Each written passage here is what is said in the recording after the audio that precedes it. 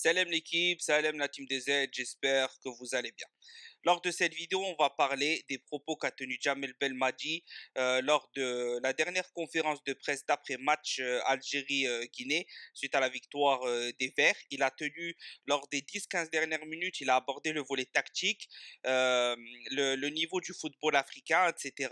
Et il a bien sûr parlé tout à la fin de cette polémique sur justement le niveau de la sélection algérienne et également de l'arbitrage, des éléments extérieurs qui ont provoqué la chute de l'équipe d'Algérie sur ces matchs de barrage, également à la CAN, mais à moindre mesure à la CAN, parce que à la CAN, on peut clairement le dire, moi j'ai fait des vidéos sur le sujet, j'ai dit que Belmadi avait des torts, j'ai dit que les joueurs avaient des torts, mais bien évidemment que clairement cet acharnement de la CAF a continué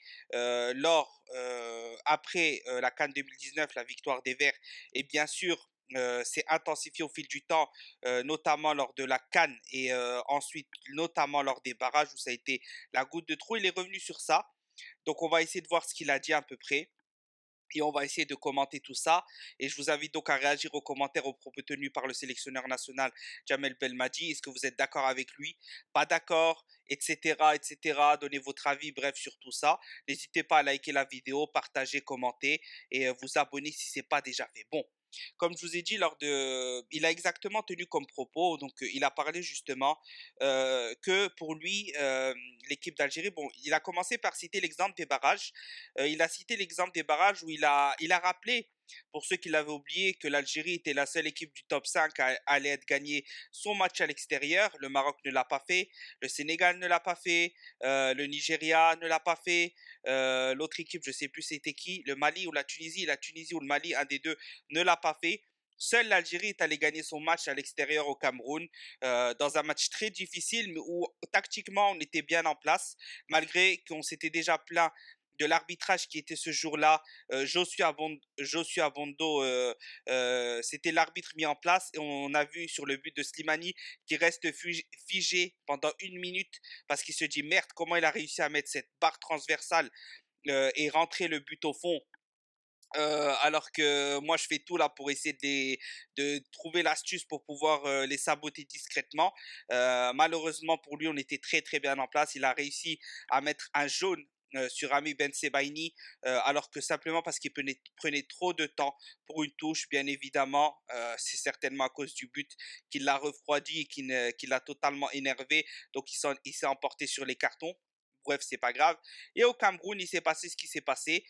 Donc, vous savez, on va pas revenir dessus, etc. On en a déjà parlé, commenté, recommandé, bref. Et Jamel Belmadi, justement, a dit que tout ça, il se plaint depuis plusieurs années. Il n'a pas attendu le Cameroun hein, pour pleurer. Et d'ailleurs, il a dit, on ne pleure pas, on dit juste la vérité. On dénonce la vérité. Et tout ça fait que il se plaint depuis 2 3 ans de l'arbitrage. D'ailleurs, Aliou Cissé avait parlé après les barras, c'est l'un des seuls sélectionneurs qui a parlé, mais qui a dit il y a des problèmes en Afrique, mais ma fédération m'a dit de ne pas en parler par peur de répercussions, etc. Donc voilà, le message est clair. Hein, ceux-là qui dénoncent l'arbitrage africain et qui essayent de faire évoluer le football africain sera toujours, ben, bien évidemment, on lui mettra des bâtons dans les roues parce que ceux qui tiennent le football africain veulent pouvoir avantager qui il veut et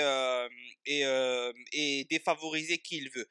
Donc il a dit qu'il s'est plaint de cet arbitrage depuis très longtemps, qu'il a alerté, qu'il en a parlé même quand il gagnait, etc. Ça, on l'a déjà dit sur la chaîne, on a alerté. Il y a la vidéo disponible contre le Djibouti alors qu'on leur met 3-0.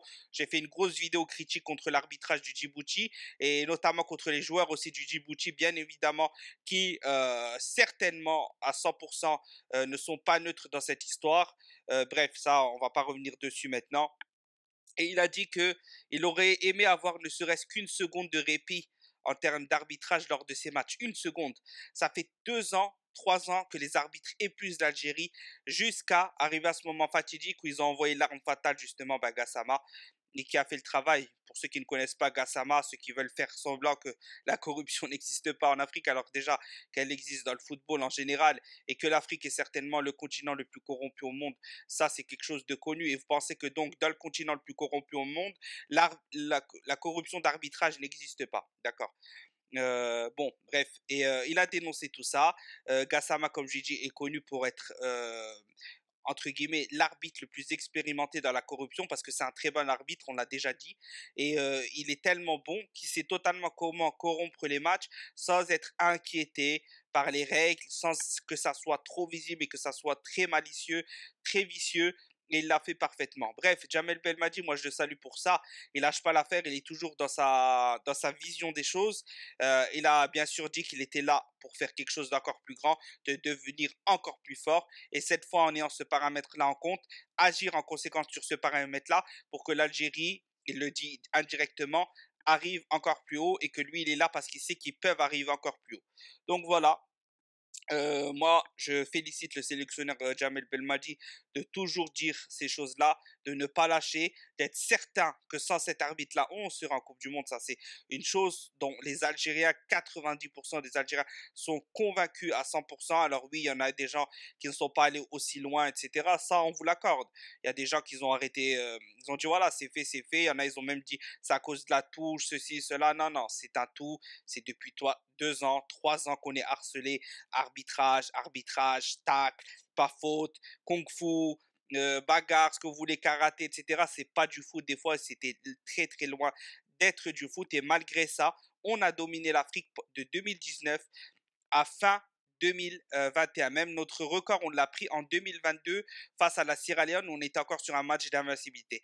Après, on s'est écroulé. Les raisons, on les connaît petit à petit. Certes, il y a eu des erreurs à la fin parce que quand tu es harcelé, harcelé aussi et que tu ne changes pas ton groupe en conséquence, que tu ne dis pas il faut que je rafraîchisse, voilà, il y a des choses à faire, etc.